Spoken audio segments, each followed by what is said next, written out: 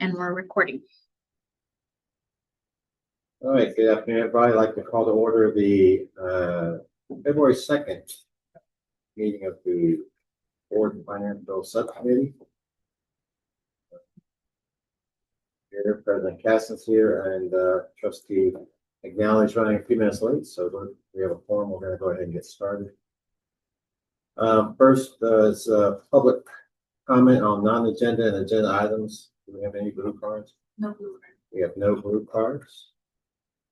All right, we'll go right into discussion action for 3A. We have a discussion of contract process and information disclosures.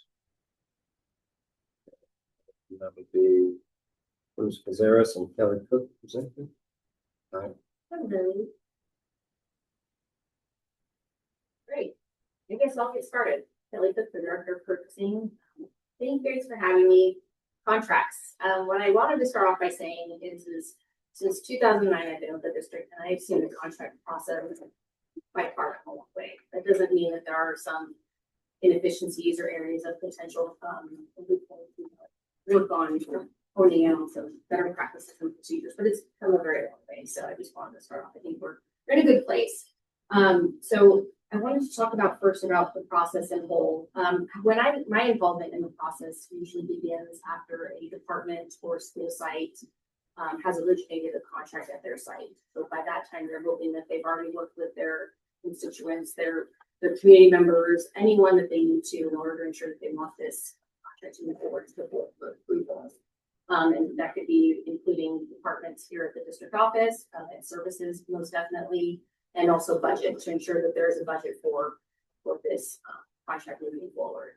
So typically that's when I get involved I may get involved ahead of time also, to make sure that we need a contract. Is there already an existing contract for this services? And so at that point I get involved and then I determine what route it will go through, either to the board or if it will go on what agenda it will go. So either contracts over 15,000 that are new to the board will go as its own assembly item, and then contracts that are over 15,000 that aren't new, so they're a renewal, an addendum, or no cost, will go on a summary sheet. And I'd like to show the summary sheet with you guys, and I'm trying to figure out if there is a way. I'm sure you guys are obviously familiar with the summary sheet, but I'm not quite sure. I have Oh, join as a panelist. Here we are.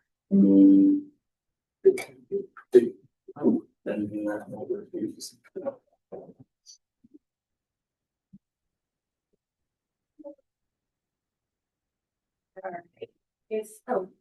Thought I shared it, but happened. It says share. Share. I'm trying to get one to see. Share. Here we are. I see. Okay. So I'm going to pull up the summary sheet here that you guys are very well familiar with. And so the summary sheet here includes, vendor services that are to be provided, the department who's initiating the contract, the costs, the length of the contract, object code, funding source, one-time funds. Over the past couple of months, we've added some sections to this, which include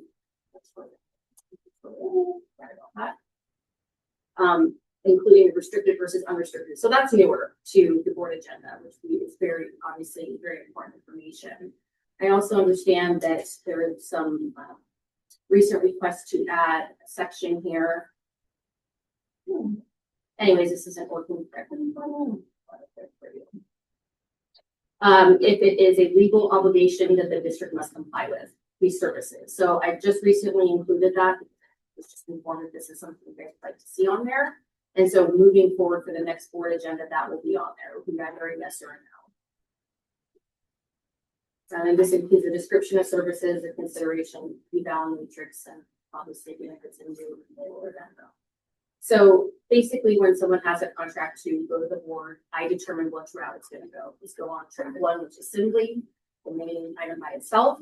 It's going to go on track 2, which is contracts over 15,000. Or if it can technically be signed by the superintendent or the designee for anything under 15,000. And those are the 3 tracks that the contracts will go on. Once there is the track's determined, I let the originating department know, this is the track you're on. So either it will go to the board on its own item or on here. And then once it's board approved, I then send the contract out for signature, prep it for Lisa to sign. It goes to her signatory, then it goes back to the originating part to forward onto the vendor. What we also do is we have a master list. Where's that master list?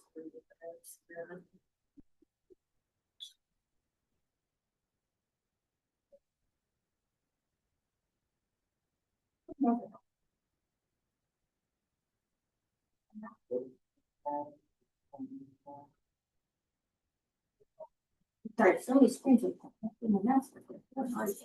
There we go. So this is the master list that we have. So this is including when we first started this process. So I'm going to scroll down for you guys. As you can see here, this folder, but it does have the date that the board approved it, the contractor's name, some just basic terms and conditions of it, and the status of it. Has it expired or is it active? So this is for contracts over 15,000, and we've started one for contracts under 15,000. What I'm working with, in all honesty, is on this the status piece of it, because I'm trying to figure out a way, if there's a way in this document here to alert the originating party to know that their documents is going to be set to expire, or not their documents, to get a contract. So this is the basic way we keep track of the master list for the district. One quick question. Yes. Since you said, once it's board approved, then it goes to the next step. What happens if it's board disapproved? I keep note of it in the system. Like if it's on the contract summary sheet, I put on the side of there so I know not to forward it to the board, pulled for further discussion, or pulled in the table, or pulled and will be going to another board agenda. So I do make note of that, the contract's with board. I also have it in the master list itself. There was one where career day didn't end up going through. They canceled career day, so the contract we didn't get it. So on the side I put in notes, career day canceled, contract not needed. So I do make note of when it's either pulled or tabled or canceled. Okay. I guess is this in follow-up for discussion around more transparency on the agenda, or is this an intermediary step? This is an intermediary step. So this was specifically around the contract summary sheet. There were requests about, okay, what does this look like? Could we add something or not around this piece? Are we tracking these? And is there a lot of times I think coming forward on the contract, it's executing or a policy, a strategy, or a budget we've already approved. Mm-hmm. I know that it's cited in some parts of the analysis often, but I'm trying to think about a clearer way to make it really obvious to us where we approve whatever reason the contract's on consent. Right. Because when I think of the contract on consent, I think of something that's already executing something we've already discussed. Right, somewhere. Like you mean like a prior discussion item or? Prior discussion, if it was specifically contemplated in the budget that was Right. approved, a contract on consent to us is the last step, For not sure. the first step. So whatever the previous steps were, so That's we what- understand the context of how this falls into our prior. Right. I can figure out another like section or another way to do some language or verbiage. I think that's really On the summary sheet. that's really the nut of what we're Sure. struggling with in the Follow up on that, yeah. At band name specific times, but it seemed like there was a few times where something came to us and it was already begun, or the contract technically had already, we're like, oh, this started 2 months ago and now we're just now. Right. Whatever. So in this tracking, is there a way to get ahead of that so that we're not doing that? That's what I'm trying to resolve as well, is because I see it a lot myself. Sometimes I'll actually see the requisition. Like, oh no, what's going on here? So we're trying to catch those two before they happen. And so that's what I actually contacted Manuel. I'm like, this is so great.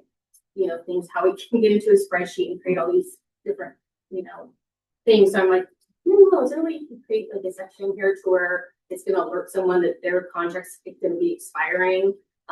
And I kind of just did it today, so I was like, oh, that's a great idea. Like, why didn't I think of that earlier? So it's just a work in progress, but I do want to ensure that there's a way to alert someone rather than them looking at this, because most secretaries and departmental leads, have access to this master list, right? Anybody should, right?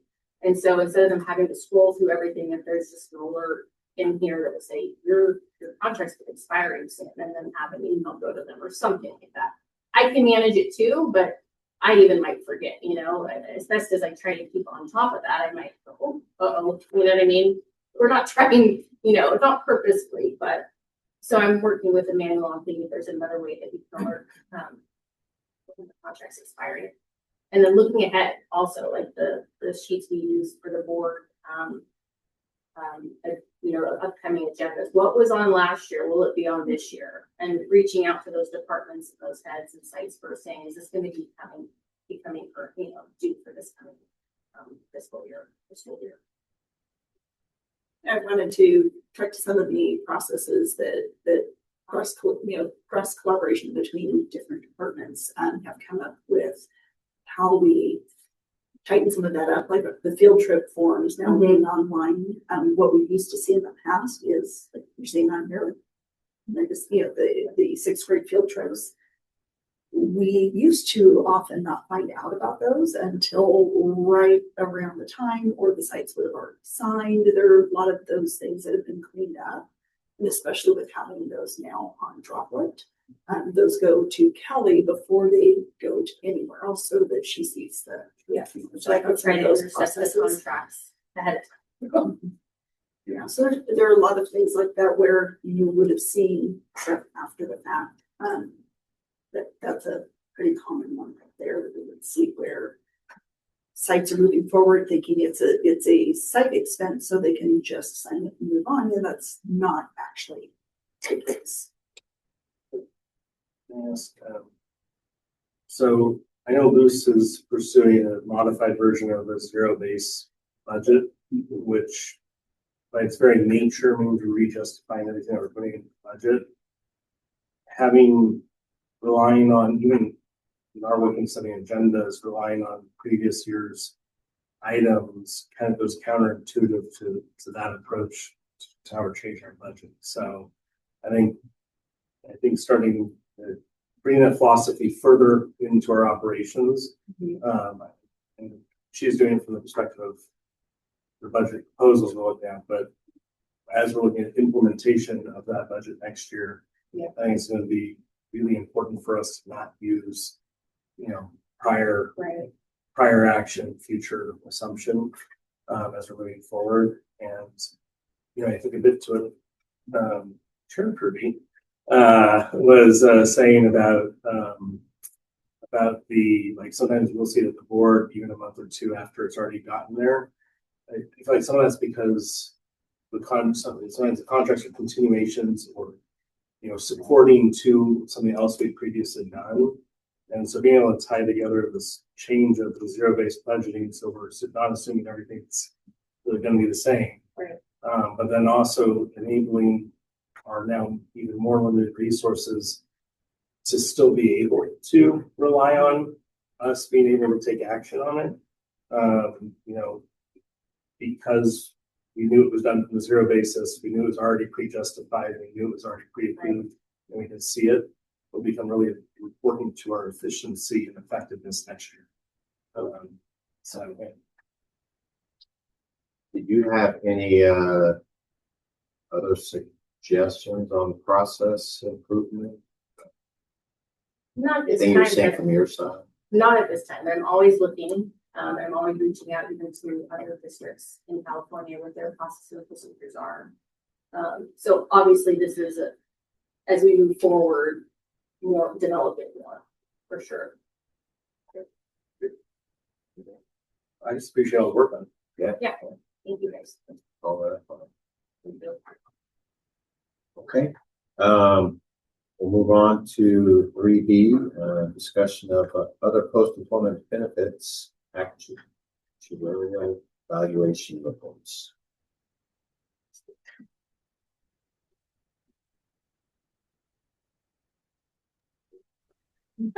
Hello, everyone. Thanks for having me. My name is Emily Erickson. One second. Oh, sorry. Can you hear me?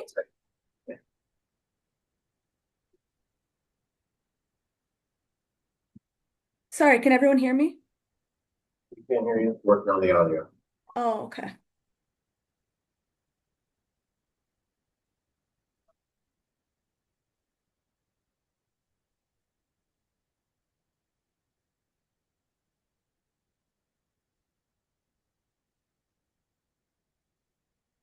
Okay, try to test it now. Hello, everyone. Can you hear me? Yeah.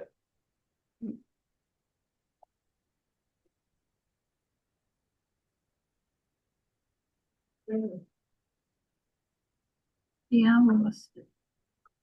Miss Emily, can you try logging off and logging back in? Sometimes that helps. Okay. Hearing that other people are able to hear on Zoom. So it's maybe a That's the referral, rule. yes. You can hear me? So it's us? I think we just have no audio. You can hear him in. The. Here, Here. so yeah, so look that up and select the all. Oh. Hello, can you hear me now? Yes. Yes? Okay, great. Hi, everyone. Thanks for having me. My name is Emily Erickson, and I'm gonna present some information on the district's OPEB plan. I am a consulting actuary at Via Actuarial Solutions, and we've been working with the districts for, I believe, about the last 8 years on your OPEB plan. We prepare annual valuations that are used in the district's financial reporting. And assuming, I believe I'm able to share my screen for a presentation. Yes, here we go.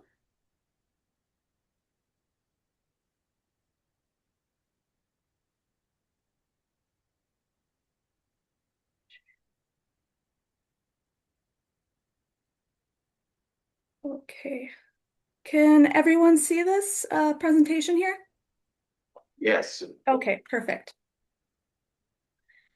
And so, yeah, as I mentioned, I'm going to do a little bit of an overview of the district's OPEB plan and the liability associated with it. And a copy of this presentation is available in the meeting agenda documents, as well as a copy of the last two valuation reports that we prepared for the district. Those are the valuation reports for fiscal year 2024 and fiscal year 2025. And as I had previously mentioned, the results of those valuation reports go into the annual financial statements for the district. Okay, here's just a brief overview of today's agenda.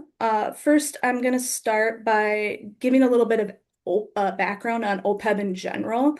I realize that this may be a new concept for certain people involved in the meeting. It's not going to be something that's discussed regularly, so I just want to make sure that we're all on the same page with what OPEB is and some key topics and definitions. And then I'm going to talk a little bit more specifically about the district's current OPEB provisions and your current OPEB liability. And then lastly, I'm going to end with some plan considerations for OPEB. There's a lot of employers who have seen their OPEB costs rising recently, and there may be ways to look at managing those costs into the future. And so I just want to discuss some options with you there. And I am going to allow for any questions, of course, at the end of the presentation, but if there's anything that's unclear as I'm going along, please feel free to stop and ask questions along the way. Okay, first, I'm going to start with a little background information. So first, I'm just going to, define what is OPEB. I've probably said it 15 times already, but I just want to make sure that everybody's aware. It refers to other post-employment benefits. And the other portion of that refers to other than pensions. So a lot of public employers the focus can a lot of times be when they talk about retirement plans and retirement benefits, you think of pension. Because pension, it has a lot more requirements for funding, and it's a little bit usually more focus is put on pension.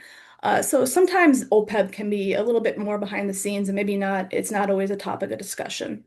So, but beyond pension, the district does offer retirees medical, dental, and vision benefits as well. And that the liability associated with those benefits needs to go into your financial statements. And so when we when we issue annual valuation reports, we put a dollar value on those benefits that are offered by the district. And so usually there's contracts in place with different employee groups that outline what benefits are available at retirement. And so we use those benefits in our valuations. And the liability that goes on your financial statements is the amount that's needed in today's dollars to fund all those future benefit obligations. And that's always assuming that all actuarial valuation assumptions are met, which, I put a big if here underlined because one consideration with OPEB plans is that they tend to be a little bit more volatile than pension. Pension costs are a little bit more predictable because they're tied to salary increases, which are a little bit more steady and a little bit more within the district's control. Whereas OPEB benefits are more closely tied to healthcare costs and premiums, which, as many of you know, can increase quite a bit each year and sometimes can be unpredictable. So whenever we're talking about any sort of changes or solutions to OPEB plans, such as funding, it's always good to keep in mind that flexibility can be key because liabilities can fluctuate a little bit from year to year. And so continuing with a little bit more background information, I'm going to discuss how the liabilities are calculated. So you can see in this illustration, there's kind of three pillars here. It's census data, benefit provisions, and actuarial assumptions. So every other year, we collect updated census data from the district. And so this includes information on active employees of the district. So we have an understanding of how many employees there are, how many within each contract benefit group, ages, service levels, and all that information that goes into the valuation. And then we also collect information on current retirees who are receiving benefits at this moment. And so that data is used to determine along with the benefit provisions that are in our contracts, is used to calculate what those future retiree medical, dental, and vision liabilities are going to be. And then the third provision here is the actuarial assumptions. And there's quite a few assumptions that go into the valuation. Some of them are prescribed by the accounting standards pretty strictly, so there's not as much control within the district or within our firm. And some are going to be a little bit more based on your plan specifically. So, for example, when employees retire, we have assumptions of how many are going to elect to receive these benefits that are offered by the district, because people can decline coverage on the district's medical plan. They don't need to elect these benefits. And so some assumptions like that go into the valuation are going to be a little bit more driven by historical data for the district. And we use those three things of information into our coding software to output projected cash flows. And so this chart on the right-hand side of the slide, these are actual dollar amounts that we're projecting that the district is going to be paying out for retiree premium subsidies. And so this is the portion of the premium that the district pays for retiree medical, dental, and vision coverage. And there are a little bit of ups and downs as the retiree population is shifting, but in general, it starts around 1.3 million estimate for the current fiscal year, going all the way up to close to $4 million in about 30 years. And so you can see that these costs can rise pretty quickly when, again, they're tied to what we assume how healthcare costs are going to increase going forward. And what we then do is you take all these cash flows that go out, for even further than this 30-year mark. There's just 30 years in this slide, but they go out even further, and we take those and we discount those back to today's dollars, and that discounted value is the OPEB liability that goes in your financial statements. Okay, and so if there's no questions on this so far, I'm going to move on to some of the current district OPEB provisions.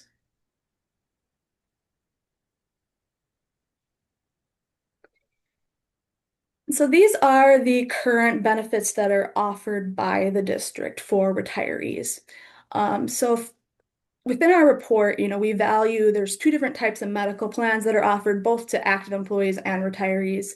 And classified employees have medical plan options through the California's Valued Trust, and all other employees have medical plan options through CalPERS, through the California Public Employers Retirement System. And so these trusts, they administer several different medical plans that employees have the option of enrolling in.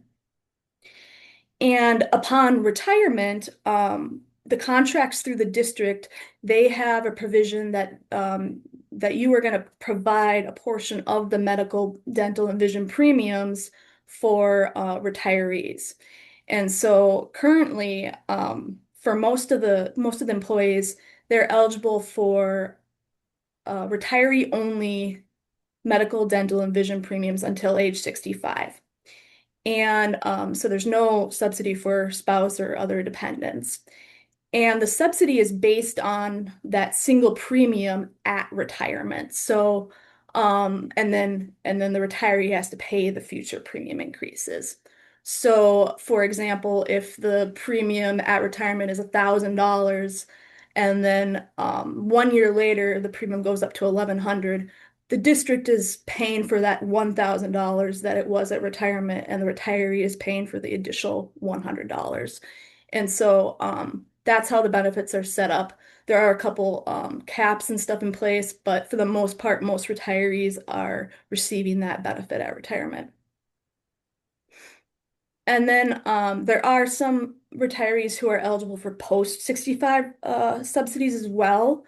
This is a closed group because when the district moved their non-classified employees to CalPERS Medical in 2021, there was CalPERS requires as part of their contract agreement that the employer has to pay at least what they call the minimum required contribution, which increases slightly each year.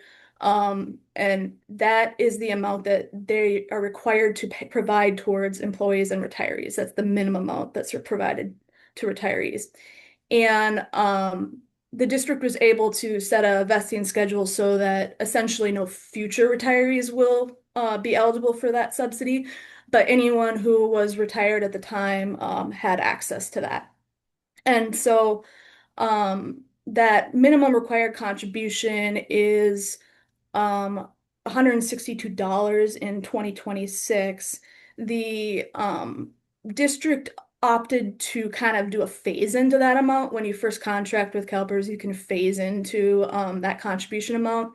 So essentially over the period of 20 years, eventually you're going to be paying 100% of that dollar amount, that 162. But right now, as of 2026, you're only paying 25% of it. So you're only paying $40.50 a month for these retirees who are eligible for it. So it's not a huge benefit at the moment, and it is a closed group. So it's not really driving the OPEB liability, but I did want to mention it. Okay, and if there's no questions on this, I'm going to move on to the liabilities then. Got a couple of questions, I guess. Yes. Your questions along the way. That's when you talked about the well, let me go to my top of my list here. The actuarial assumptions that you're making. Is there an average retirement age? I mean, for example, if our teachers choose to retire early, we're obviously paying these benefits over a longer period of time. So, you guys, Yeah. for assumptions, are you picking an age, or what is the average age? And so we use the decrement assumptions for retirement and termination and things like that because like you said, not everyone's gonna retire at the same age. Not everyone's gonna make it to retirement. Sometimes people are gonna terminate employment before they get to retirement eligibility. And so we use the assumptions that are based on the pension plans each employee is in. So there's the Kelster's pension plan or the Kelper's pension plan, depending upon the employee. They develop retirement assumptions for the entire pension system based on their experience. So it's not a single retirement age, it's a probability at each retirement age. So maybe 10% of people retire at 50, 20% of people retire at 51 or something along those lines. There's a probability of retirement in each age. And so the valuation, the coding software will take that into account when they're projecting when people will retire. Okay. I Does that haven't, yeah, does that answer no, your question? it does. I appreciate that. Okay. When do our employees become vested? When are they eligible to, I mean, after how many years of employment? How does that work? That's a good question. Yeah, I probably should have put that in here. I believe all employees require 15 years of continuous service in order to full-time service in order to be eligible. Okay. And I think they have to retire at age 55 or Oh, later. Or now, later. Yeah. if they have 15 years and they're over 55, Yep. then, okay. The select retirees that you were mentioning here at the bottom section, do you have an idea of how many do we have in our district? Yeah, the data we had on them back in 2023, we're set to get new data here real soon. I think it was about 120 at that point. But as you'll see when you're looking at the OPEB liabilities on the next slide, because this dollar amount that's being paid out is so small, even though it's 120 retirees, it's not a significant portion of the total OPEB liability. And it is a closed group, so it's not gonna, no additional retirees are going to enter that group. But that cost is going to increase, as you said, over time, right? It And do you have will. And when then that will sunset? Um, well, I mean, whenever all those retirees leave the plan, so essentially, either they decide to drop medical coverage through the district or they're deceased. That's when that portion of the liability is going to end, because the district has to offer the benefit for the retiree's lifetime. And your estimations included this increase that's going to happen down the road. Yes. Correct. Okay, Yep. So it's gonna slowly increase over the next, 15 years or so until it gets to that 100% level, and that is included in the valuation. perfect. Yeah, and just so I'm clear on this, for the PEMSHA members, that's lifetime. For the non-PEMSHA members, we're bridging the gap to 65 because our plans are now fit with other medical options. They can yeah, and so I believe the retirees can remain on the plan past age 65, but there's no liability for them because unless they're in this group down here, there's no subsidies for anyone who remains on the plan after age 65. The district is only subsidizing the coverage until age 65. We're bridging the gap in order to be able to apply for, of Correct. all of the OPEB benefits, are they all following a similar timeline, or do we have other OPEB benefits that would continue past 65? Nope, there's besides this group, this 120 retirees that's closed that are eligible for this PEMCA minimum contribution, there's no other benefits after age 65. And then for the For the folks, and I know we only have 3 or 4 years of data on the non-temperature, that acronym's gonna be hard for me to pronounce. On that, not that employee group, but when we see rate increases, because we're not subsidizing rate increase, do we have a sense of the attrition we're seeing for folks choosing not to maintain their health insurance before they reach 65? Before they reach 65. I think most people that are receiving benefits until age 65 continue because even though they're required to pay the premium increases, usually you're still subsidizing the majority of their benefit. And so I think most people maintain coverage until age 65 if they've elected it at retirement. I don't have an exact number for you. I could probably get that information if you wanted it, but I don't know what the exact continuation rate is, but I think it would be the vast majority. Okay, you haven't seen anything that caused you to get that data? No, there's not, because we do look at experience every year and see what did we expect to happen and what actually happened. And I've never seen anything with this plan where it seemed like people were dropping coverage prematurely. Okay, you can press on, please. Okay, thank you. So, yes, now we'll move on to the liability associated with the benefits that we just reviewed. So this liability it's about a little over a year old here, a little more than a year old, as of 6/30/2024, because that's the last measurement that we have. We are, like I said, we are set to get updated data here real soon and update the liability for fiscal year 2026. But as of the most recent actuarial evaluation report, the total OPEB liability was just over $33 million. And I do have a couple buckets here, and I'll explain what's going on with these. First, since we just discussed it, I'll mention the pre-65 and post-65.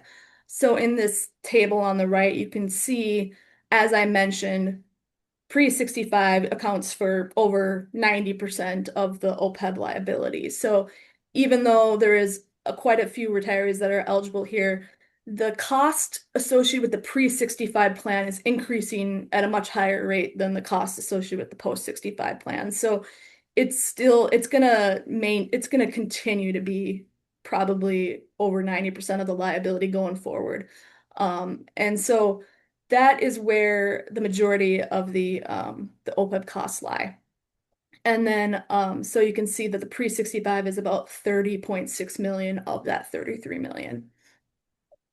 And then another breakdown I have here that I'll try to, explain as briefly as possible is that there's two different subsidies that are recorded in the GASB 75 valuations. So one is the explicit subsidy. This is the subsidy that we've been discussing. That's the more tangible, kind of easier to understand subsidy. That's the one that these are the actual dollars that are being paid out each annually. So when I showed that chart of 1.3 million for the most recent fiscal year increasing to 4 million, those are those premium subsidies that are being paid to retirees.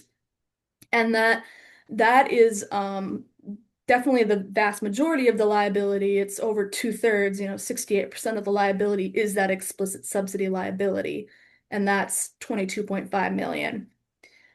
However, there is another liability in the report, and it's called the implicit subsidy. And it's a requirement by GASB. It's an accounting measurement that essentially kind of boils down to both active employees and retirees are allowed to be on the same, pre-65 medical plans and by paying the same premium. But it's generally understood that on average, a retiree is going to be older and incur more medical costs than an active employee will. And so the cost of allowing retirees to remain on the same plans as active employees, it essentially increases the premiums for everybody. And so there is kind of this implied subsidy that goes along with allowing retirees to remain on the plan. And that is included in this total OPEB liability of 33.1 million. And that portion is about $10.6 million as of the most recent measurement. However, when we're talking about funding for the district, I always focus on only the explicit subsidy payments because these are actual, as I mentioned, these are actual cash dollars that are going out the door every year. These are the things that you need to fund in your budgets. The implicit subsidy impacts the liability that goes on the financial statements, but it doesn't impact your annual out-of-pocket costs. And so that's why most of the presentation is focusing on this explicit subsidy portion. But I wanted to highlight that there are two pieces that are going into the liability. Can I ask, just so I'm clear on the implicit subsidy concept, is that essentially when like an opportunity cost would be if we were to have some other mechanism to provide post-employment health benefits? That's how much more we're spending on current employee rates because we have a higher risk pool. Correct. And so you nailed it. So if instead of having instead of providing retirement benefits that were a portion of the premium, instead of allowing retirees to remain on the medical plans, instead, let's say you implemented a plan where you contributed some sort of lump sum to HRA, like an HRA account. You said monthly or annually, we're gonna contribute X amount to retirees' HRA account until they're age 65, and they can go get health insurance elsewhere with that money. If you were to do something like that, and retirees wouldn't be on the medical plan, then there would be no implicit subsidy liability. Does that answer your question? It does, but as I'm thinking about it, that means our total liability is not so much 30 million as much as it's that 10 extra million that's built into our explicit subsidy payments, because if we had a lower risk pool, we'd have lower costs overall. Correct. And so this is something that the accounting standards require you to measure, and so it has to go into your financial statements as long as you have these current benefits in place. But as I mentioned, it's this implicit subsidy is not a tangible liability that the district is incurring. There's no cash, dollar amounts that are going out because of this implicit subsidy liability directly. It's kind of an indirect liability with allowing retirees to be on the plan. Thank you. Okay. And just one last comment on here, as I mentioned, the pre-65 benefits are all tied to healthcare premiums, which have been increasing.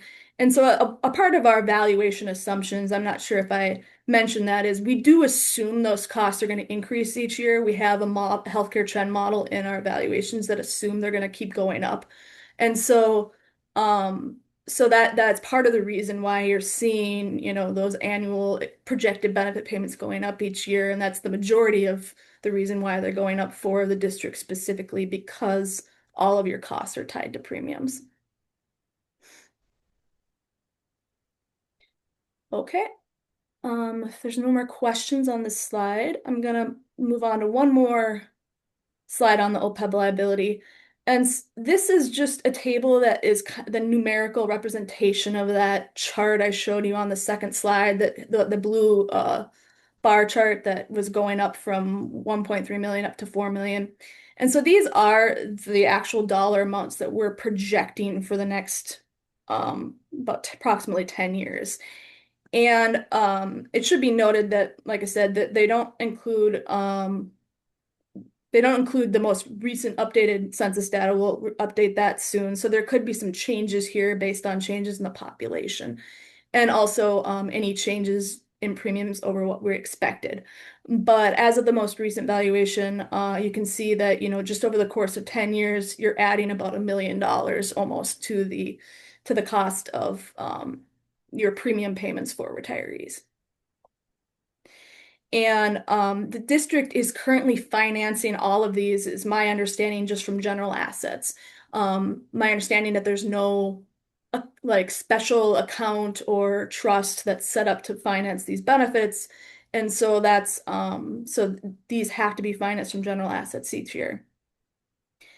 And this, this is based on the current provisions as I discussed on the previous slide, those provisions we outlined.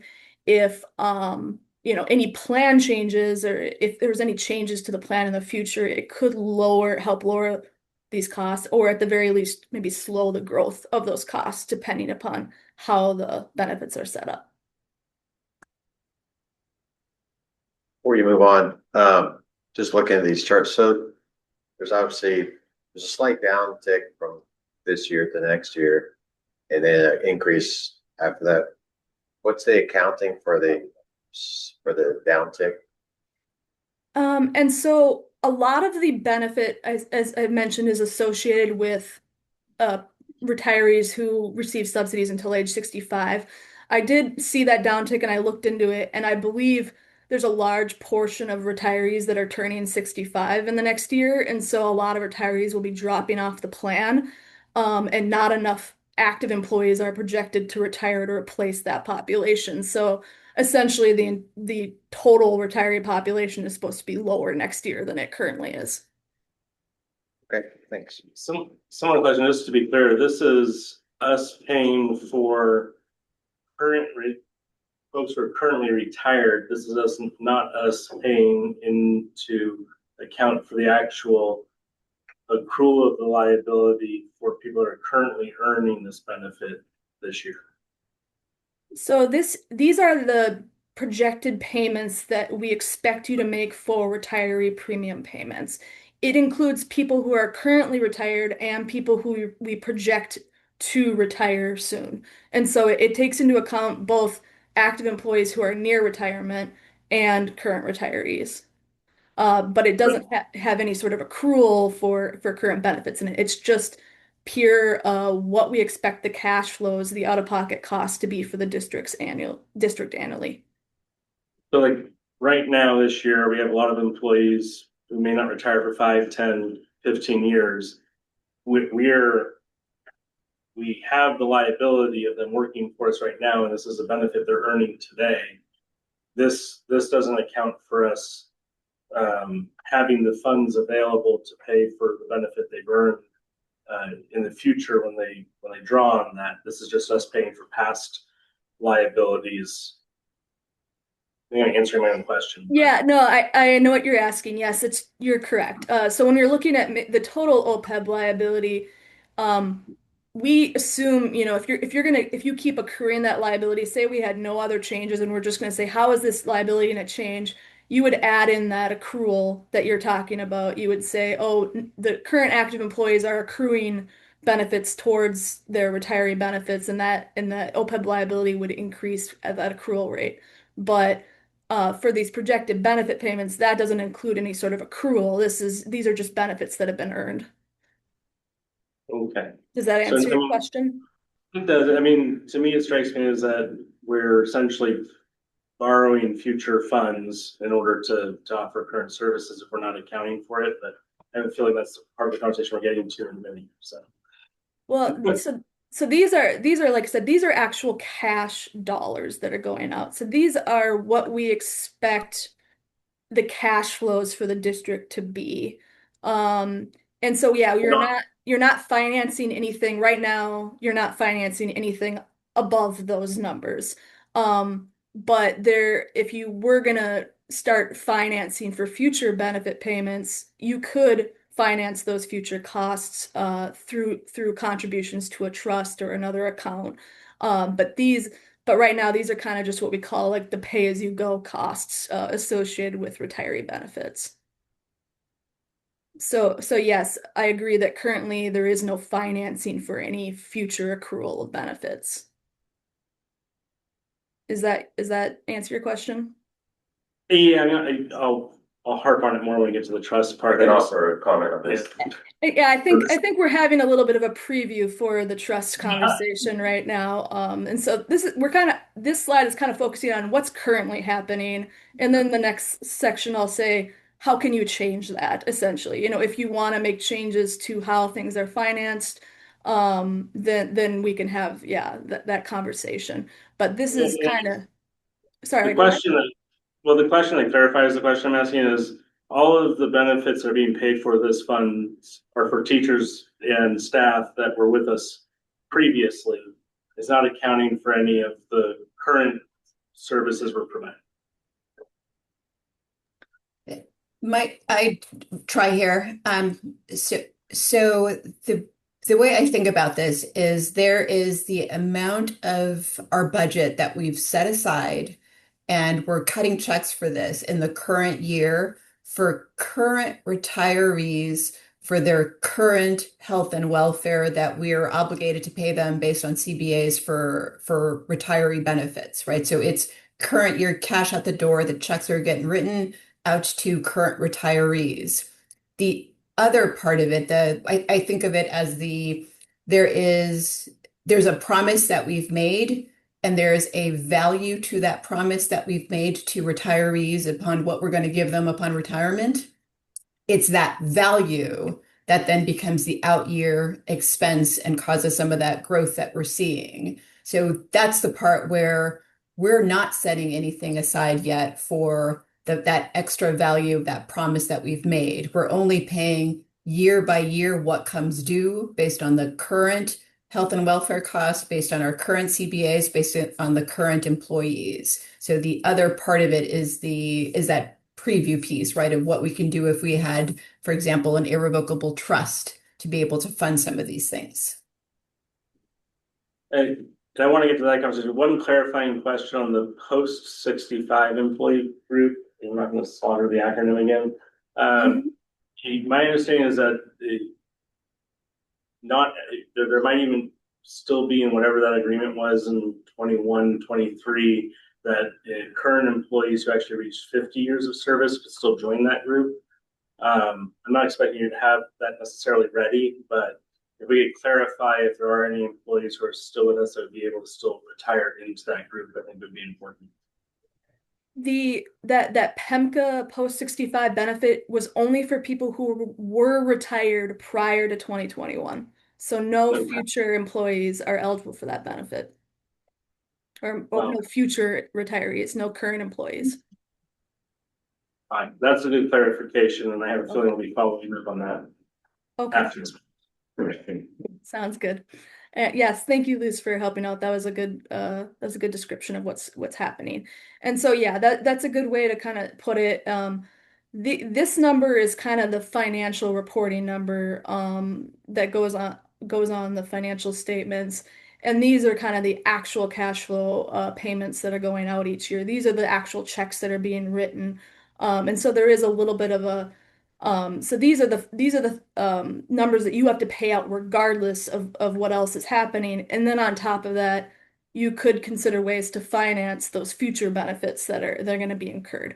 And we'll discuss that a little bit on the next section. So that moves us into the OPEB plan considerations section. And as I, previously mentioned, if you're looking at those projected OPEB payments and those costs and you're concerned about how quickly they're rising, there may be some options to kind of help control those future costs, or at least, like you mentioned, pre-fund and be able to kind of harness some sort of trust in order to pre-fund those benefits. And so there's just kind of two main considerations that I'm going to discuss. And one is plan design changes. And this can be whether or not the district, kind of has this option, depends on your employee population and your bargaining agreements that are in place. But if you want to consider a way to reduce the district's annual out-of-pocket costs, those annual cash flows I just showed on the previous slide, there is a way to implement, future OPEB plan changes to either, reduce those costs or kind of, flatten the curve, so to speak, slow the growth of it. And the pre-65 medical subsidies were, as I mentioned, 90% essentially of the liability. And so that would provide the best opportunity for cost savings. Plus, those post-65 benefits are required by CalPERS under your PEMCA agreement. So there's no changes you can do to lower those costs. And So, just a few kind of brief options if there's anything you want to ever consider for future plan changes. You could kind of reduce the portion of the premium that's paid by the district. So currently, it's set up so that the retiree gets 100% of the medical, dental, and vision premium at retirement, and they're paying future cost increases beyond that premium at retirement.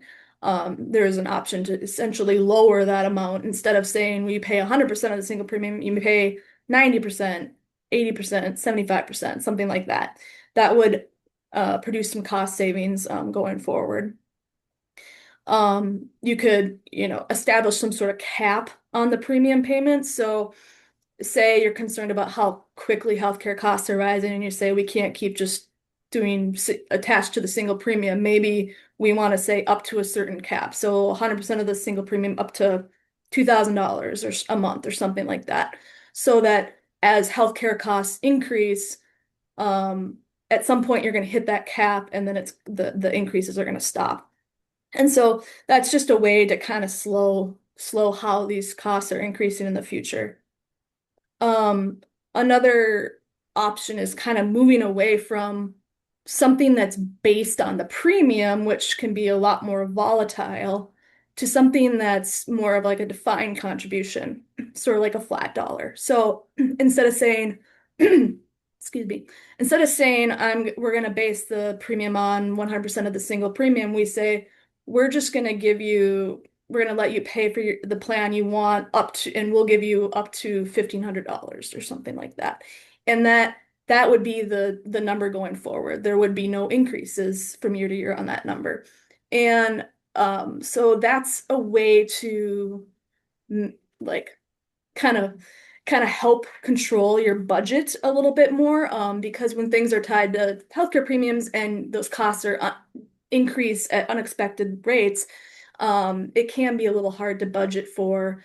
But when you have a flat dollar, the only unknown is maybe how many people are going to retire in any given year, but the actual dollar amount that you're paying out is a little bit more known.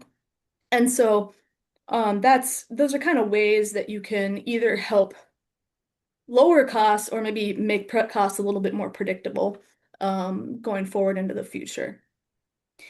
And, as I kind of alluded to at the beginning, whether or not, any changes to benefits is an option can depend on your bargaining agreements and negotiations within unions and employee groups. Anytime you're lowering benefits, obviously that can be a pain point, and it's maybe a little bit difficult to do. So, you have to kind of consider, is this going to be something that we do for current employees, or is it something that we would consider for prospective employees?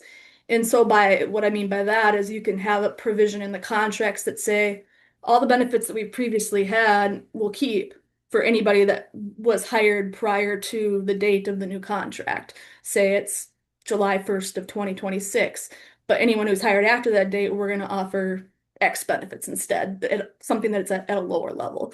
That's a way it takes a longer time to see cost savings when you do something like that for prospective employees, but it's a way to eventually see that curve kind of bend back down, instead of just constantly increasing.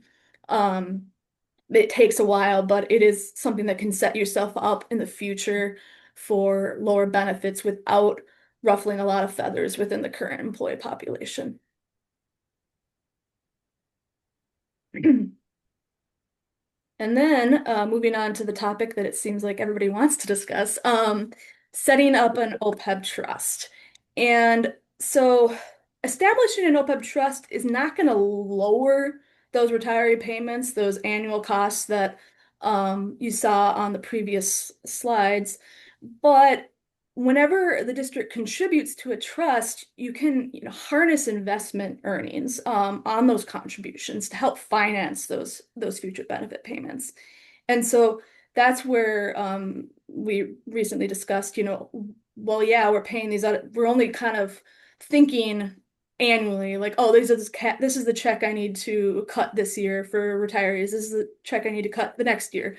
Not kind of planning ahead for how are we going to finance the accrual of benefits. How are we going to finance the people who are earning benefits right now? And so setting up a OPEB trust is a way to kind of pre-fund those future benefits.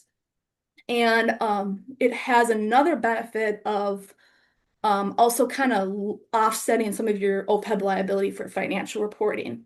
So if you have an irrevocable OPEB trust, then your GASB 75 report can reflect that and lower your total OPEB liability. So as of the most recent measurement date, your OPEB liability was $33 million.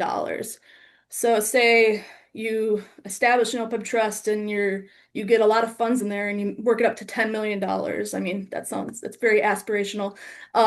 You could offset that $33 million and then your net OPEB liability would only be $23 million. And that's the number that goes on your financial statements, that 23 million rather than the 33 million. So it's a way to help pre-fund benefits, but it's also a way to, improve your financial statements as well. And one kind of illustration that's kind of can help kind of understand the power of a trust is this dollar here at the bill at the bottom. It's technically called a pension buck because it's used to kind of illustrate how pension trusts fund future benefits, but it is applicable to OPEB plans as well when you have constant financing. And so essentially how this works is it's looking at a 30-year investment time horizon. And for this example, I'm using 6.25% annual investment returns. And what it's saying is that over time, if you're contributing to a trust, in the long run, after that 30-year investment timeline, 65% of the benefits that are being paid are coming from investment earnings, and only 35% are come from direct district contributions. So essentially what that's saying is that for every dollar that's spent on retiree healthcare benefits after you funded a trust, you 65 cents of that dollar is coming from those investment earnings that you earned over the years. And so it's a way to, when you look at that time horizon and you see that $4 million in 30 years and you think, oh man, how are we going to pay for this? If you set up a trust now and you're making constant contributions, you don't have to finance all of that $4 million out of your general assets. Your trust can and the investment earnings can help finance those payments. And so that's kind of just shows, like I said, the power of what a trust can do for pre-funding benefits. Okay. Any more discussion you want on the OPEB trust? And I do have a little bit more on the next slide as well. I have a lot, but we should go to the next slide. I think just continue on the next slide and then we'll go questions after Okay. that. Sounds good. And so this is technically my last slide of the presentation anyways, so yes, we can have a discussion afterwards. And so this is just kind of a continuation of those considerations, kind of next steps. So first you have to decide, what changes do you want to make? Do you want to consider changes to the OPEB plan benefits, or do you want to consider establishing an OPEB trust, or both? You can do both. And once you decide what's best for the district, if you're considering OPEB plan changes, it's always good to consider an affordability threshold. Say you want to target some sort of savings percentage, and then you can kind of design the benefits around where you want to be at the end of the benefit change. Also considering the participants impacted, as I mentioned on the previous slides, whether or not you can implement changes for current employees or only future employees. And then negotiating those changes with unions, and of course, eventually communicating it to employees, which generally becomes a lot easier if you're not changing current employee benefits. But it's always good to just make sure that when people see changes to the contracts, they know how things impact them. And then if you're considering an OPEB trust, so there's a few key considerations. First, what are the funding sources for that trust? Right now, you're financing that 1.3, $1.4 million out of general assets. Any contributions to a trust to pre-fund future benefits would be in addition to those annual payments. So it can be a pretty big budget, restrictions sometimes as to how do we have these, where do we find these funds, and how do we fund this trust? And so that's just something to consider. You don't have to develop any sort of strategy for that. You don't have to develop a strategy where you say we have to make contributions each year, but without having a source of funding, it can be hard to get an OPEB trust to accumulate enough funds to make a difference. And then kind of define the risk tolerance as well. A lot of times when an open trust is first established, people maybe go a little bit more aggressive with the investment strategy so that they can grow assets more quickly. But you're gonna have to weigh that against what sort of risk you're willing to take with the contributions that you're putting in there. Because higher investment returns obviously comes with more volatility and potential for downturns. And then consider what public employer trusts are available. Currently, you have some of your benefits through CalPERS, and they offer a public trust called SERPT for public agencies. And so that's an option for the plan that a lot of California employers use.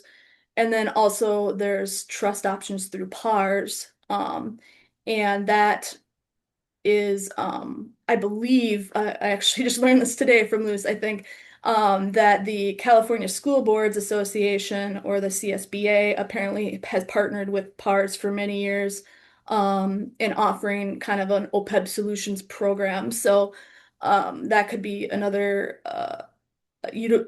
source that you could utilize to help you when establishing a trust. And both of those trusts have SERPT has 3 different kind of investment strategies, and PARS has, I believe, 5 or 6. And so they kind of range from more conservative to more aggressive, depending upon where you want to be. And so you can kind of look at those strategies and see what works best for you. And then finally, we always recommend drafting a funding policy document for your OPEB trust. And this doesn't mean that you have to commit to making X dollar contributions each year, some sort of policy like that. It's just a way to kind of outline OPEB trust objectives and help guide the use of OPEB funds. It can be especially helpful if you ever had turnover in some key positions at the district, and future employees maybe come in and they don't know how to use the OPEB trust funds. They don't understand, are we contributing? Are we taking money out? They don't maybe know how to use that vehicle. And so it's just a way to kind of provide guidance on what the objectives is and how you want to use the funds. And so can be a really useful tool. And we always, with OPEB plans, encourage employers to have flexibility because a lot of times contributions come down to budgetary constraints. And so you don't want to paint yourself into a corner where you have to do something that you don't have the funds for. So there's a lot of ways to kind of produce a flexible funding policy. And so, yeah, I think that's essentially it for what I had to discuss. So, yeah, we can turn over for some questions and more discussion on the OPEB trust. Well, I don't have any questions. I do have discussion. So, My question is, first one is, what's the typical timeline for setting up the trust? Once if the board moves forward, what's a typical timeline to get it in place? I'm not 100% sure about that statement. I mean, I believe once you submit an application to SERPT or PARS or however it works to set up the trust, I mean, it can be set up fairly immediately. It just comes down to how quickly you have funds to actually establish the trust. And I don't believe you actually need to have a contribution, an initial contribution to set up the trust. I believe you can set up the trust with $0 in it, and then contribute later. But I don't know the exact timeline, but I think it's fairly immediate. Okay. Do you have any idea, like how, on a percentage basis in California public school districts, how many have an OPEB plan? Oh, unfortunately, Trust. I do not have that kind of statistics. I know that as far as in general, California is much more is has a larger proportion of OPEB trusts set up than other states in the country. California is ahead of the curve as far as setting up OPEB trusts, and they tend to have higher funded OPEB trusts than other parts of the country. Um, but I do know that amongst the school districts I've worked with, they tend to be um, further behind on OPEB trust funding than other public agencies such as cities, counties, and special districts. It is harder for a lot of times school districts to find funding for a trust, so they're usually are a little bit more behind. But I don't know what proportion of school districts have OPEB trusts set up and which don't. Luce, do you have any more information on that? I know you've worked at a few other districts. I don't know if you have any information on that. I don't have numbers, just I would say anecdotally, at this point, most have either figured out a trust, an irrevocable trust in particular as a solution, or a special reserve fund where dollars are being set aside for these purposes because of the impact on our financials to show that we have this liability, and if we have no funds against it, right, it has negative impact. Yes, that's a good point. Sometimes the funding vehicle does not need to be an OPEB trust, but we because we only work with the OPEB valuation, we often don't see those other special trusts that are set up. It has to be an OPEB irrevocable trust before the GASB 75 valuations can take it into consideration. So if there's another special reserve fund set up, we might not be aware of that for certain employers.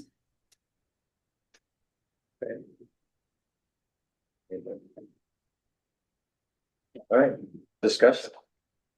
I'm gonna go out on a limb and suggest that a part of California being ahead of the game on OPEB trusts tied directly to our over-reliance on personal income tax as a primary source of income for the state, because this is the type of thing that gives us future certainty and stability without having to worry about the state of the market, quite honestly, as much. I mean, obviously this political eyes on the market also, but yeah, if you track the S&P 500, you're at 8% year-over-year returns on average, so 6.25 expectation. I think it's reasonable in a more conservatively managed,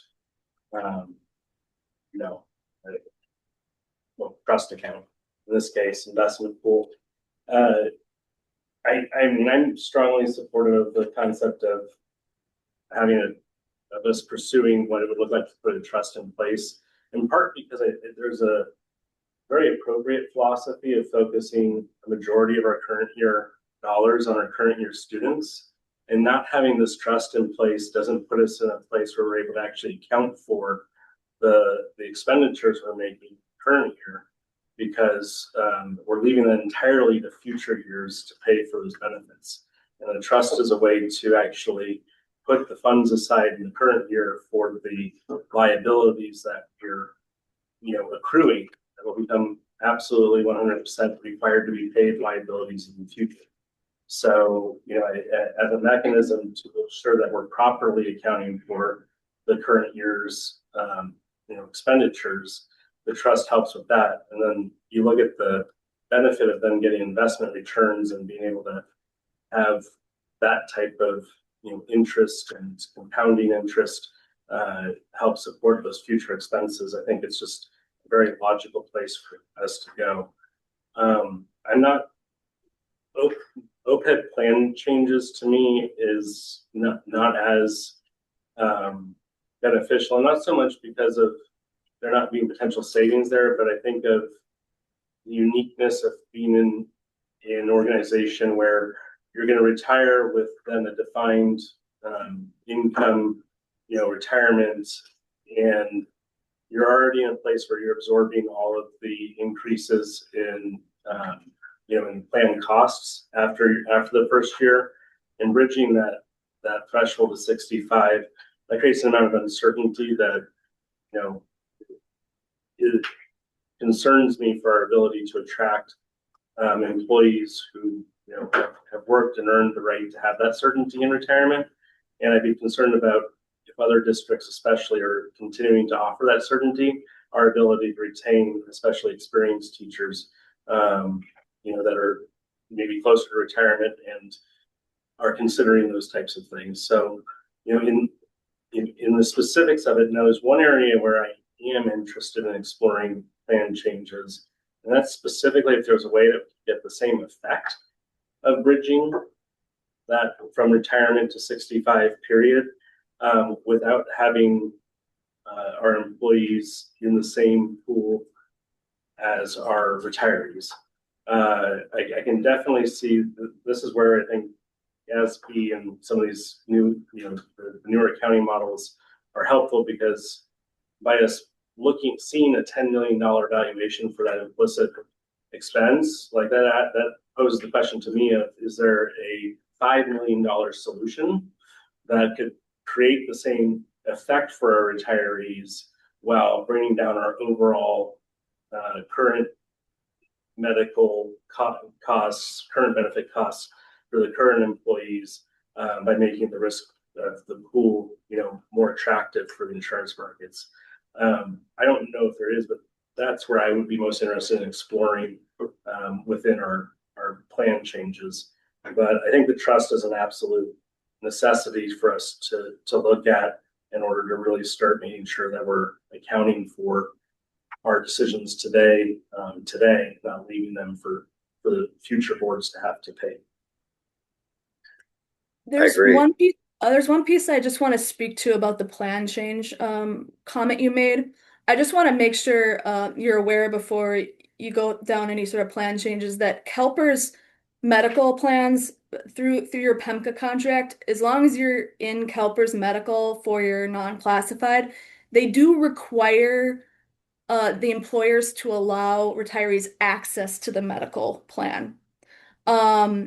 It doesn't mean that you can't change your funding mechanism, like you said, and do some sort of HRA or something where you tell the retiree, I'll fund an HRA and you can get medical coverage wherever you want to get it.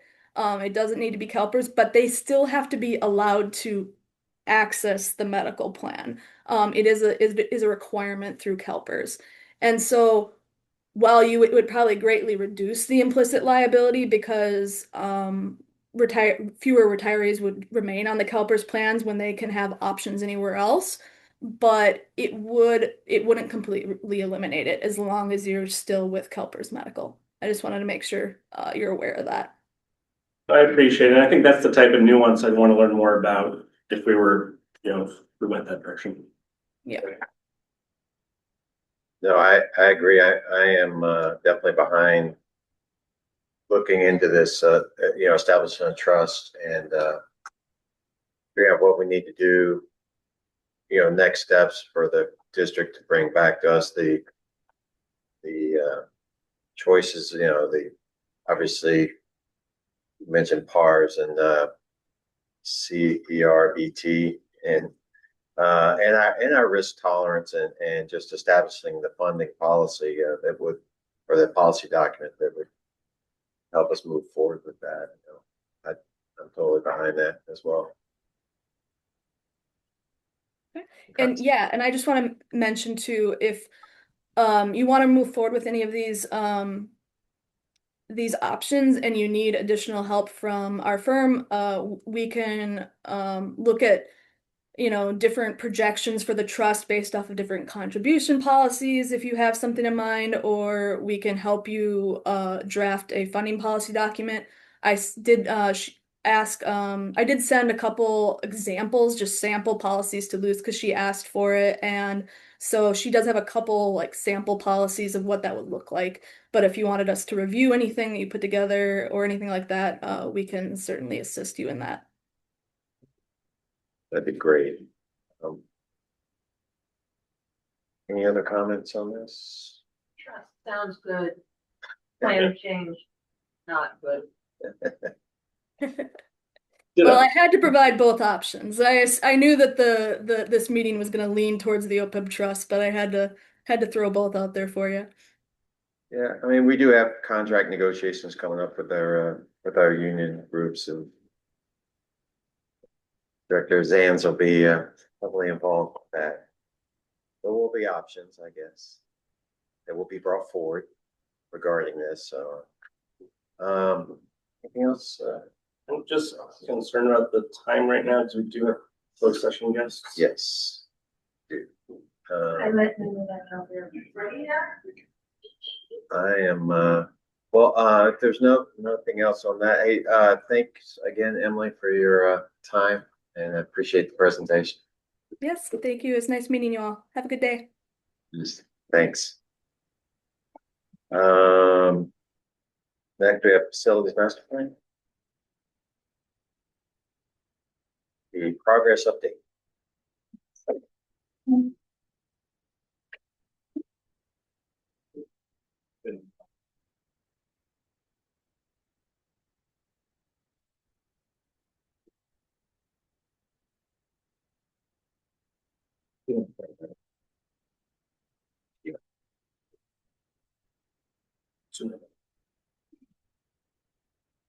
You're on.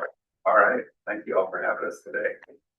We're just going to give you a little bit of an update, I think, today on where we are with the facilities master plan. And so I'm going to introduce Aaron here to introduce himself to you and get started. Okay, my name is Aaron Jobs. I'm with Quack Architects.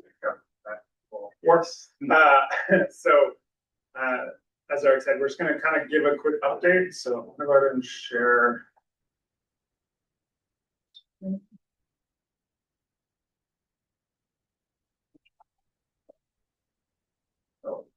Okay. So just quick agenda, what we thought we'd go over today, just a quick update on the process and timeline, the work we completed today, a few things kind of we've noticed, just kind of aggregate trends, and then next steps and questions.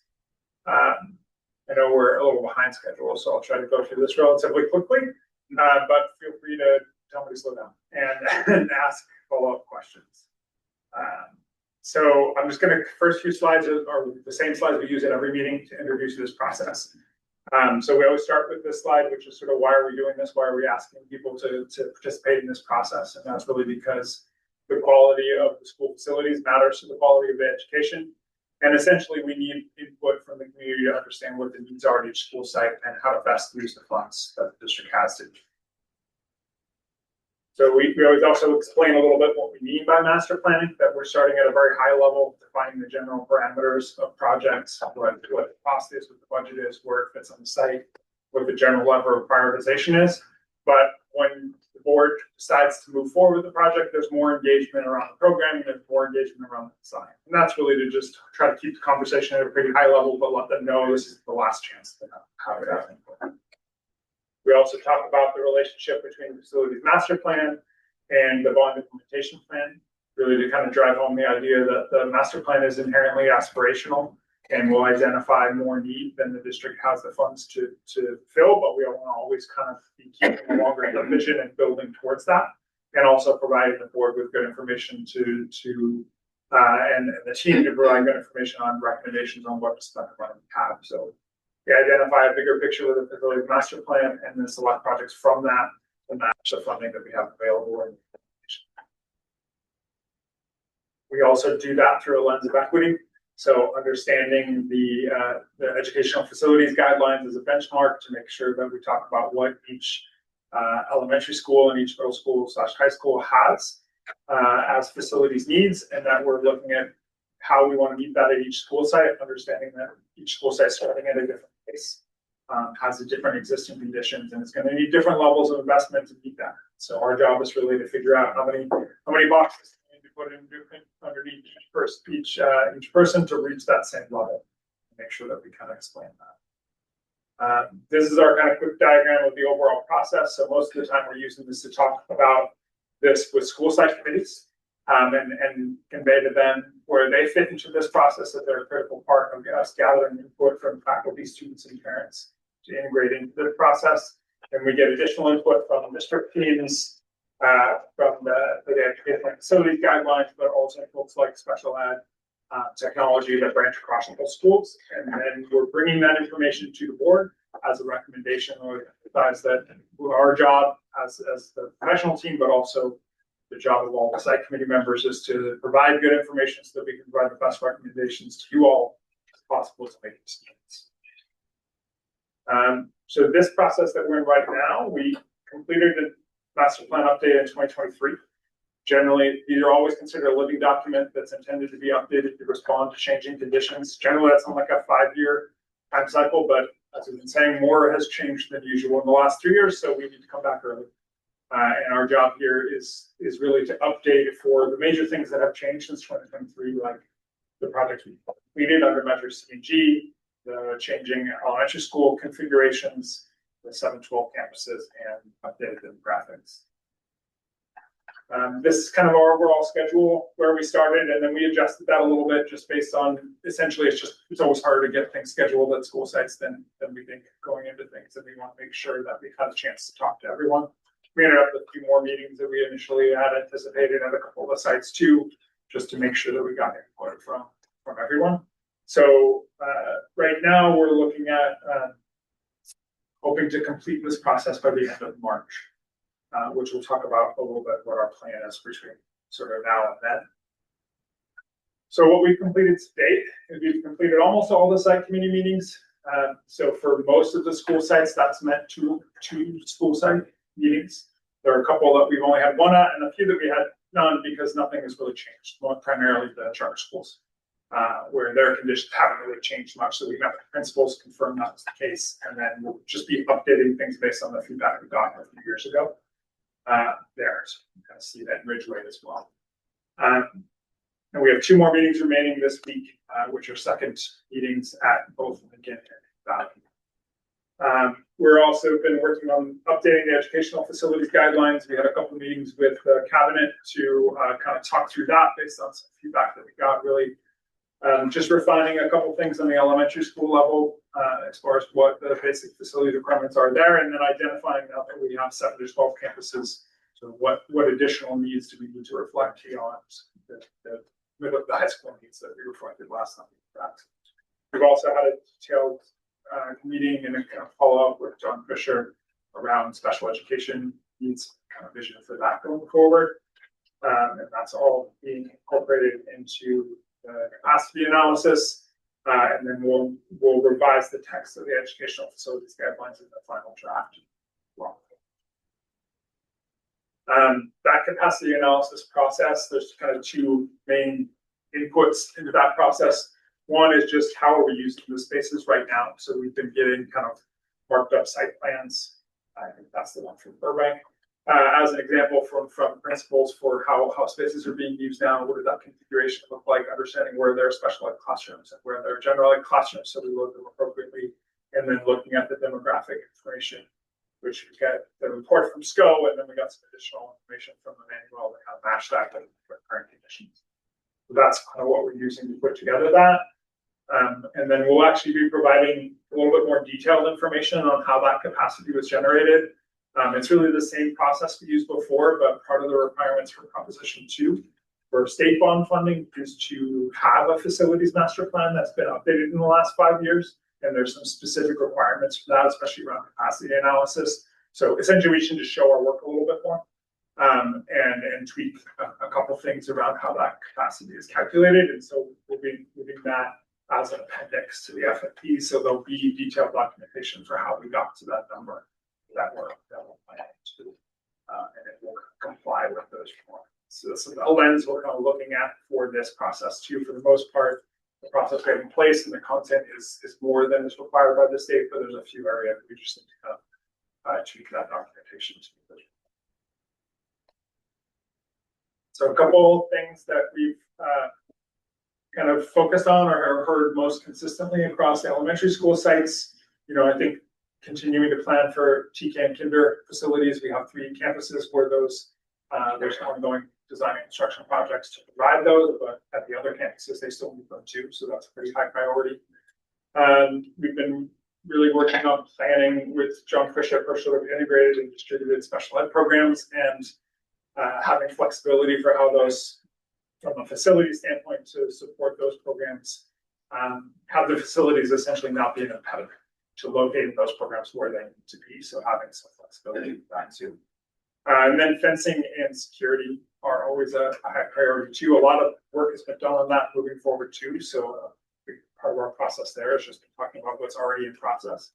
For that and for projects that have already been funded and are in process, we'll show those in our master plan as complete because we don't need to plan for them to happen anymore. So some of that kind of stuff will be reflected, but we'll actually be quite like this, like the TK campuses or classrooms, for instance.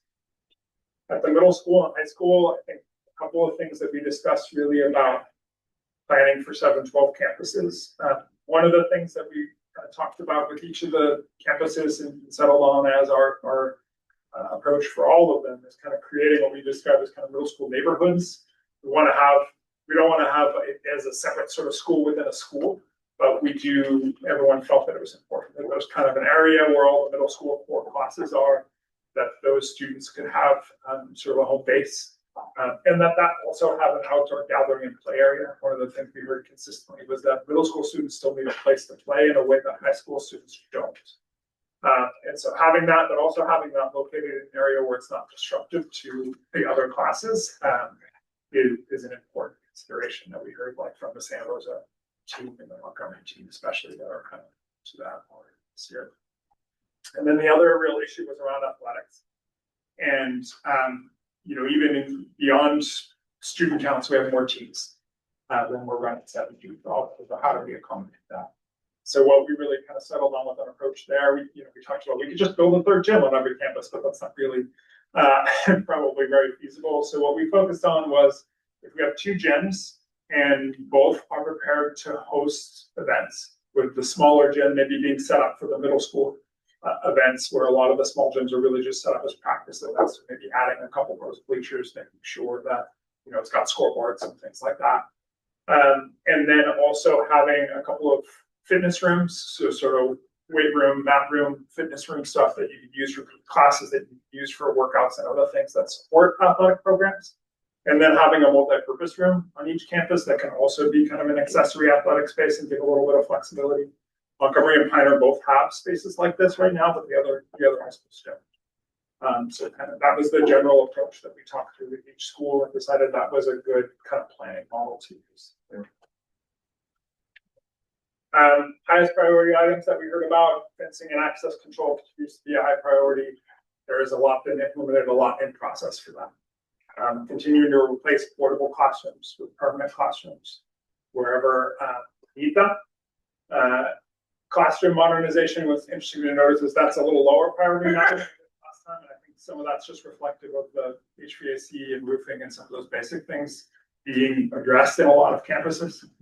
The NPR athletic spaces at the high school, middle school sites are seen as a pretty high need to support those combined programs. Here, with the elementary school consolidation too, and having larger numbers there, some of those multi-purpose rooms are pretty undersized too, not really set up to do basketball games, things like that. So that's something that we talked about. We talked about using kind of the Monroe Elementary School multi-purpose room is a good kind of template of size. The team said that if you could just make like 5 feet wider, so there could be a little bit room on either side. So that's going to be kind of the square footage number that we use as a template for the other sites. And then shade structures continue to be high priority too, which again are being implemented on some sites as we do the classrooms and other things. Are they shade with seating or just shade?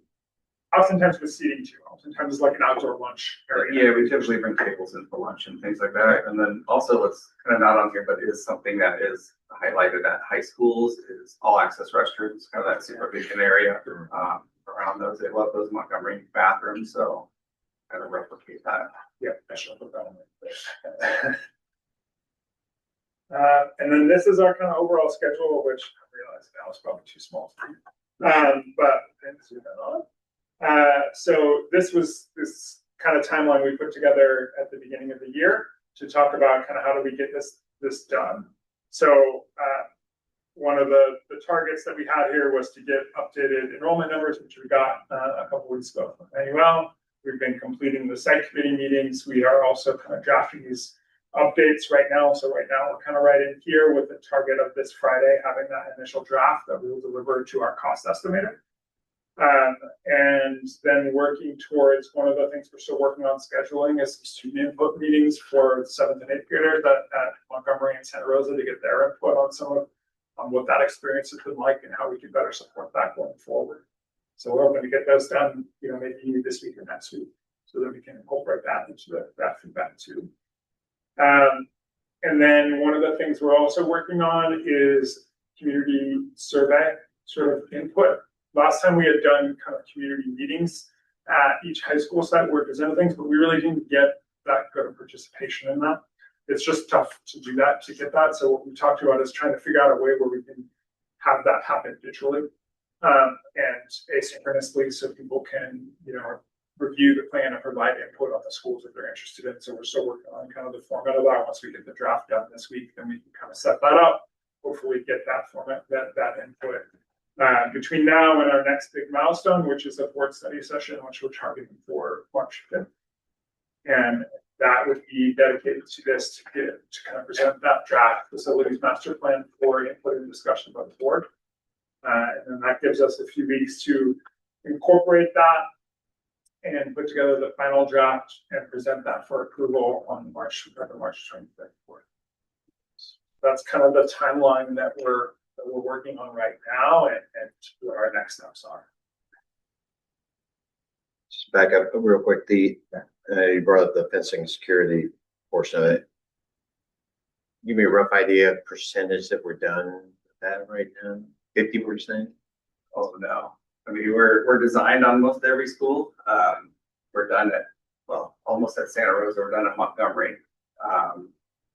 But most of the fencing is heading to DSA for approval. We're hoping to get a bulk of it done this summer, as well as into the next school year. So we're getting closer. But well, all right, fencing. What about the locks security? Yeah, locks were proceeding. They're scheduled to complete all the sites by the end of the year. So I'll get these out of the system. Electronic access. So the hope, right, is a lot of what Aaron mentioned here was single point access. So kind of having those fenced areas lead you to an office, and the office lets you in, visitors in during the day.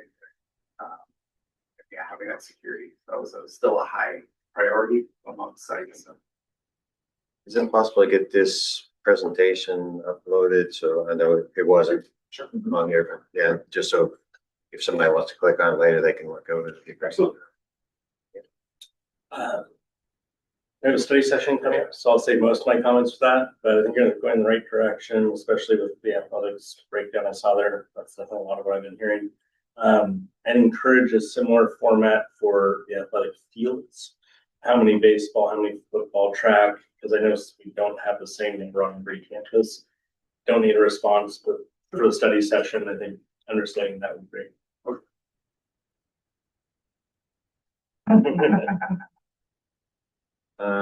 Okay. Thanks for the presentation. Sure. Should we turn to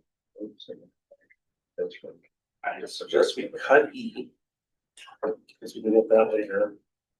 So then we just ask Lisa what we need to do for D, recognizing that we have beach an amount of time for the second. Yeah, I agree. Yeah, I think we're gonna need to lose. I think we're gonna need to cut E for today. I think were you presenting that again, the governor's budget report? Yeah, there's really nothing new to present, so I think it's fine to cut E. Okay. And then I think the ask was for Luce and I to share what our priorities are, number one. Right, yeah, based on their recommendations.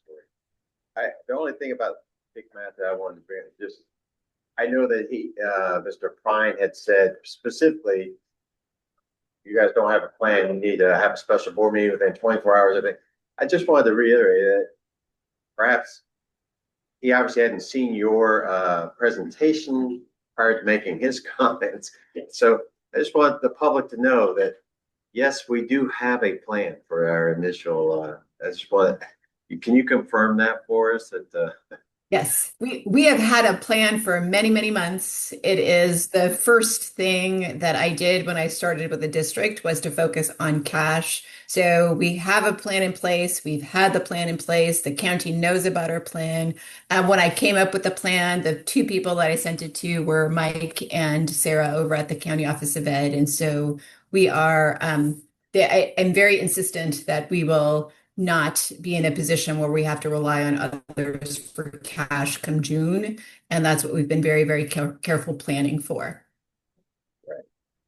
okay, I just wanted to get that out there to make sure that everyone is aware that, yes, we have the plan.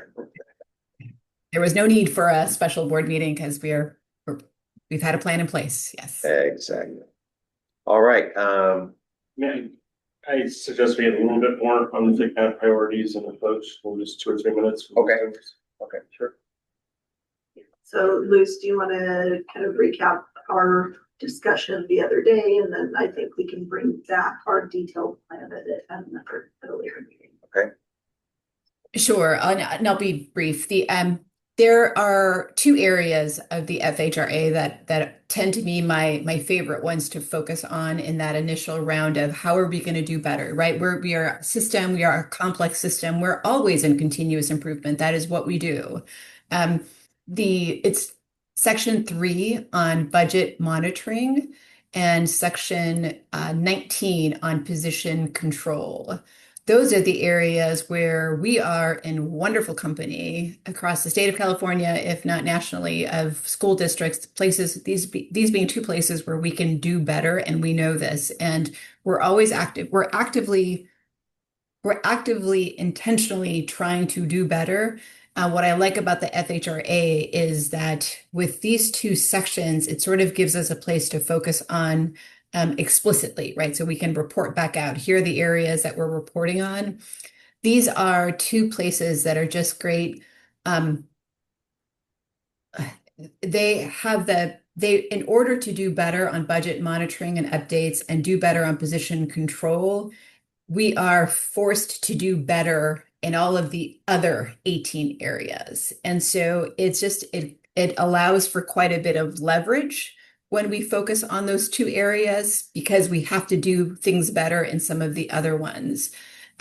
They did note that, right, they really focused on adopted budget. And so all of the things we've improved on since July 1 don't get reflected in there. Like we now have we have a position control technician, right? None of that got accounted for in this. It will be accounted for when we redo our own assessment come summertime is what I'm recommending. So those will be the two areas that we focus on. We will come back to the board with our plan on how we're going to address essentially the no's that are part of the FHRA. Some of that work, just so you know, will include the way I think about this. There are some no's on here that had I done them, I probably would have said yes and then provided a description of it. So for example, we have a no on the district does the district charge indirect costs to all restricted resources? And the answer was no in the FHRA. I would have responded with a yes. And I would have said the district charges indirect costs to all of the grants where it's eligible, except for special education. So we don't charge indirect costs to special education. Want to be super clear about this. It's not an accident. It's not oversight. It is intentional. The district has made a decision not to charge indirect costs to special education because any charging indirect costs increases the expenditures, which then requires an increase in the contribution to special education. And so it wasn't oversight. It's not a mistake. It was an intentional decision not to charge indirect costs to special education. And this is not uncommon. So we have some school districts with CBOs who will say, why bother charging indirect when it's just going to increase the contribution? And that's period right there, that the conversation ends. Other CBOs and other school districts, and this one includes me, prefer to charge indirect cost to the program because it allows us to see the total cost of the program. You've heard me say I am a big fan of the principle that people make the best decisions when they have the best information. And for me, it includes charging indirect costs to special education. But this is one of those where I just want to be clear. It wasn't oversight. It wasn't an accident. It was intentional that, staff thought about it. They made a decision, and that's a decision we've been living with for many, many years. And so if we decide to do something different, we can do something different. But those are it's an example of a place where I would describe the no is accurate and incomplete. And when we do our run of this, we'll try to be as complete as possible and allow for some of those nuances in our responses.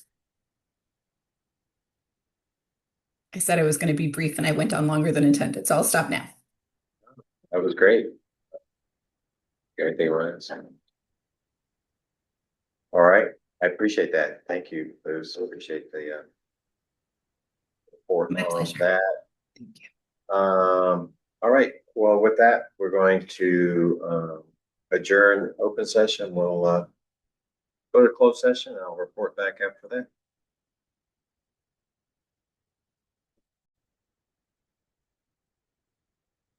All right, reconvening the Board Finance Subcommittee meeting on February 2nd.